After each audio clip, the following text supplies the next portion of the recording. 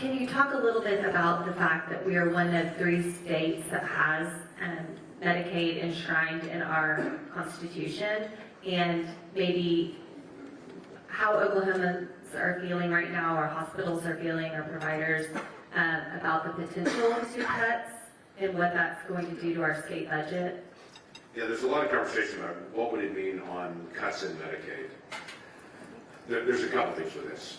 One is our state does what a lot of states do. We have what we call a provider tax. Okay, so don't gloss out on me. Okay, give me just a second. I'll go fast on this. The state literally taxes long-term care facilities, hospitals, others, and say, you pay X amount, we'll put that into our state portion, and then we'll get more federal funds down. When we get more federal funds down, that'll come back to your hospital line. So the hospital typically breaks even or goes in the black by what they donate in on the provider tax to what actually comes back to them. Any of you in hospital care, you can clarify this if you want to be able to make it, I'll give you maybe equal time to be able to answer that.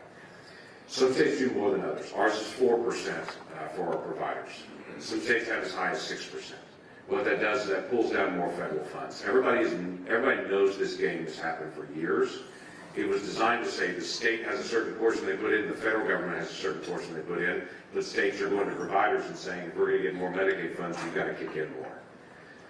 At some point, we got to figure out how to be able to cap that, control that, manage that in some ways, and that's part of the debate.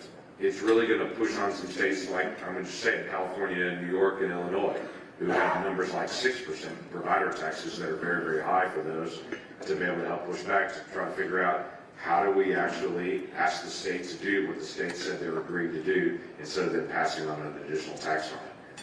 Now, I told you not to gloss over on it, but that's one of the areas of Medicaid we're talking about and trying to be able to figure out what's the right number and the right percentage. We're all keenly aware, especially at rural hospitals. I've been home. This is my 3rd week this year to be back in Oklahoma, and man, it's really nice to be back in Oklahoma because we've been in DC a lot. We've been moving a lot of things very rapidly there. But I've spent a lot of time with rural hospitals as well while I've been home because they are the most vulnerable in the system, and to be able to make sure that the system actually works for them. Interesting side note on this: the rural hospitals I've spoken to, all of them have said Medicaid is now their best payer. Better than Medicare, better than commercial insurance, their best payer is Medicaid.